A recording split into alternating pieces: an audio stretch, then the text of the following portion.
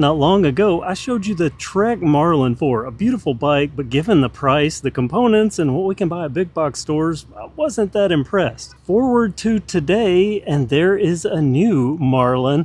This is a Trek, it's a Trek Marlin, it's a Trek Marlin 4, but this is the Marlin 4 Gen 3. That last bike was the Gen 2. Let me tell you, this Gen 3, well, it's different. The price, though, that hasn't changed. $599.99. Amazing, considering this Gen 3 has quite a few upgraded components versus the Gen 2. So let's go over them right now.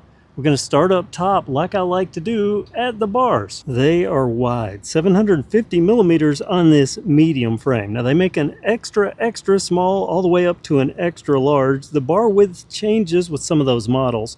But on this medium, it's 750. So I'm going to put all these specs on your screen because I'm not going to be digging through my pocket. Going through each of these, I want to discover a lot of this. This is my first look at this bike along with you. But 750 millimeter bars.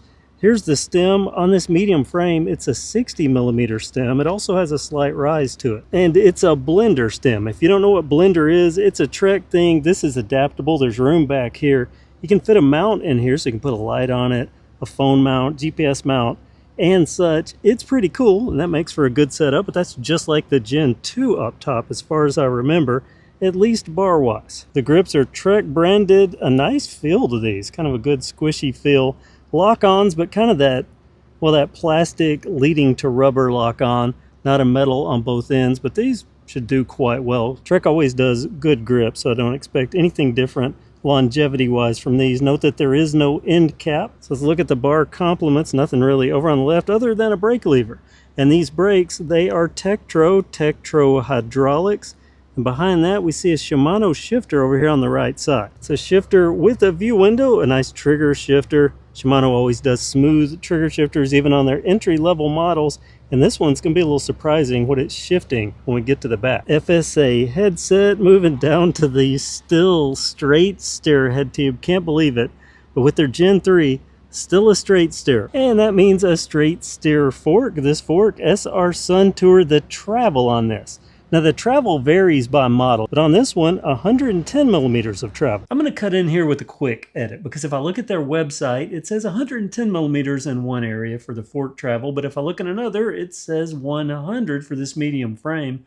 I measured this one. It can do 100, so that's what I'm going to go with.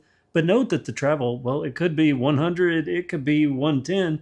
I guess depending upon where you look on their website and what bike you get. SR Sun Tour, this model, the XCE 28, I don't know how well it's showing up, but the 28 indicates that those stanchions are 28 millimeters. Knobbier tires than I remember, not crazy high knobbies, but these are definitely trail usable, and they build these bikes to kind of be a little bit of a hybrid. You can ride them on the trail, but you can also ride them around town, or as a commuter. These tires are going to be fitting for all the duties. I would say more so than any of the others I've seen. And these are a Bontrager, but it's a Bontrager Montrose Comp. I'm not familiar with this, but I'm liking what I see so far.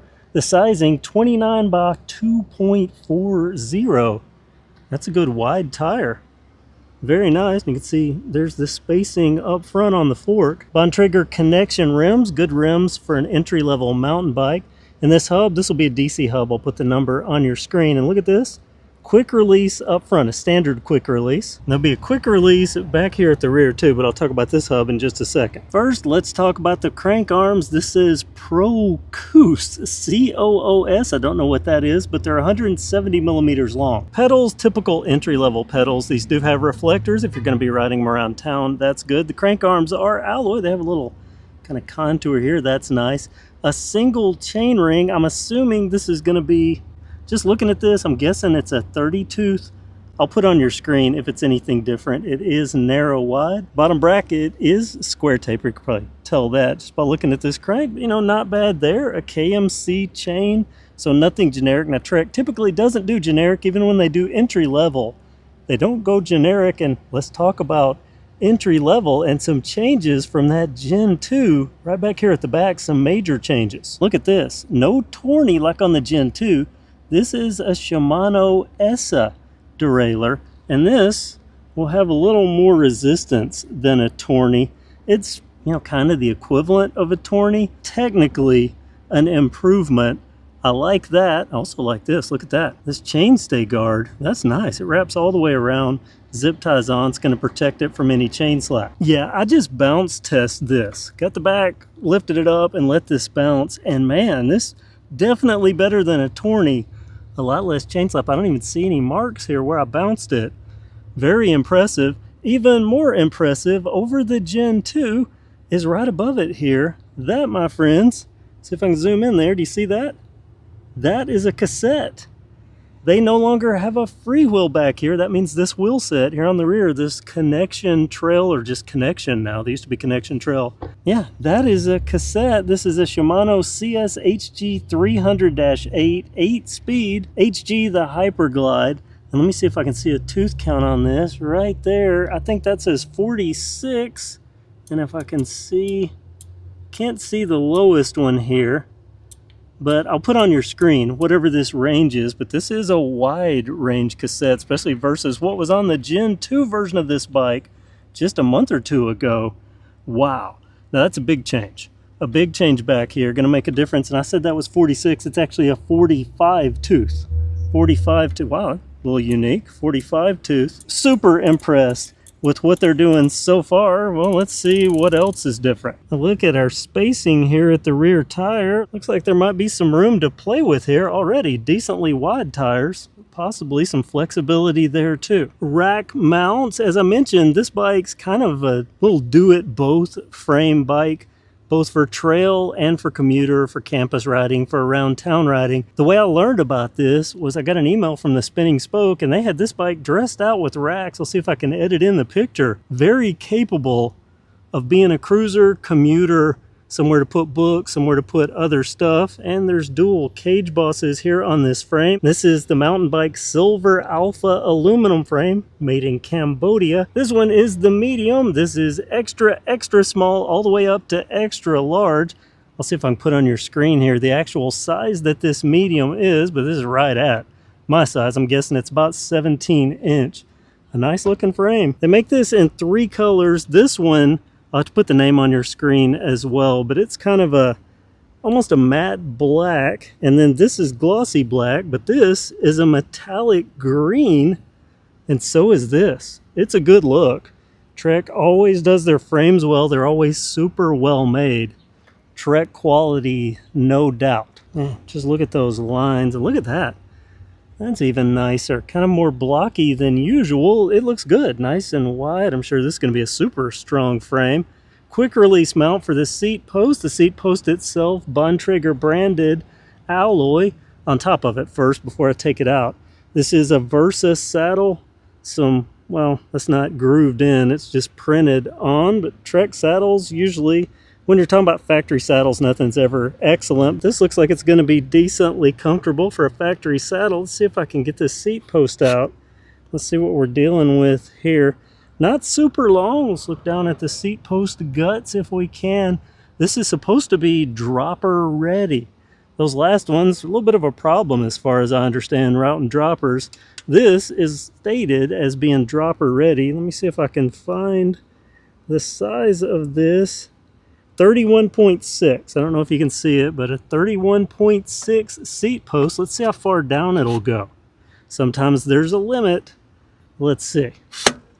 Oh, that's pretty low. It does hit without all of the seat post going in, but you know, it's pretty low. If you're a height challenged person, well, it doesn't really matter on a Trek, not on these frames because there's so many different sizes. That's a lot of, let me go up to, there we go.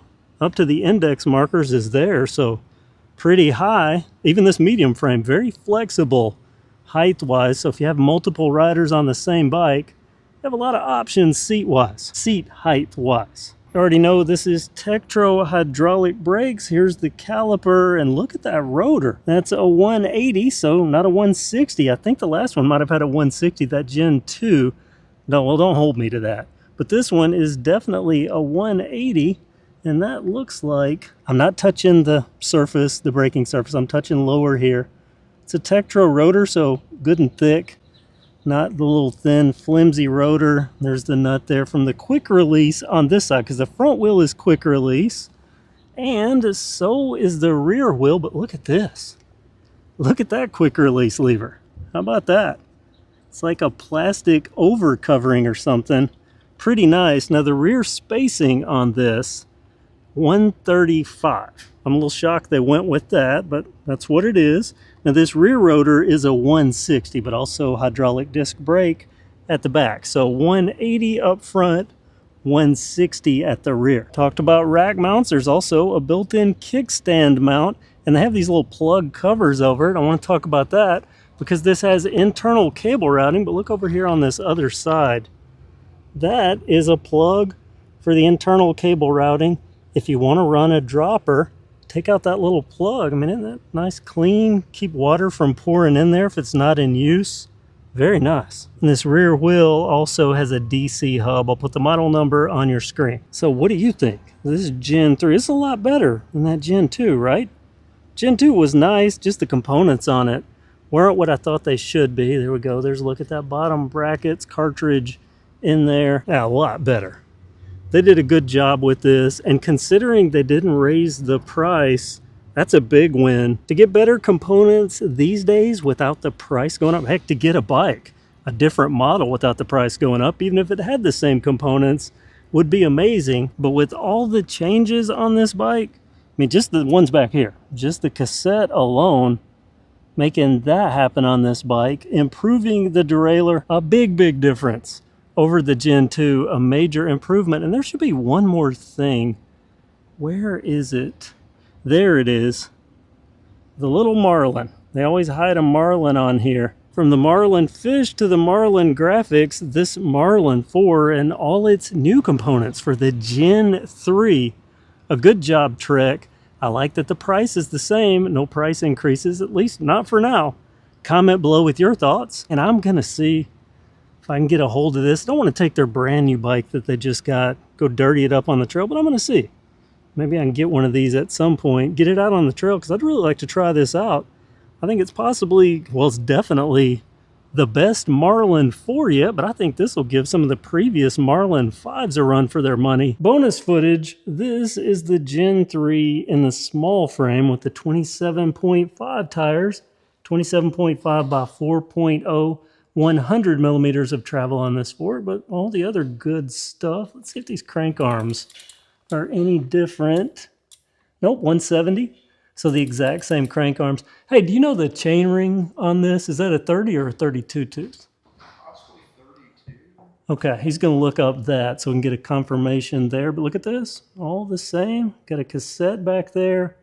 Very nice on this small frame. And this color, do you know the name of this color? That one is, it's a 32. And that color is Blue Sage. Blue Sage, and the name of this color? Matte dark web. You know, I can kind of see that. Yeah. Like the matte dark web. You can kind of see that. By the way, this is Glenn. Glenn has a YouTube channel too. You do gaming, like vintage gaming stuff. What's your channel? Warm and Fuzzy. Warm and Fuzzy. Yep. Okay. With an eye.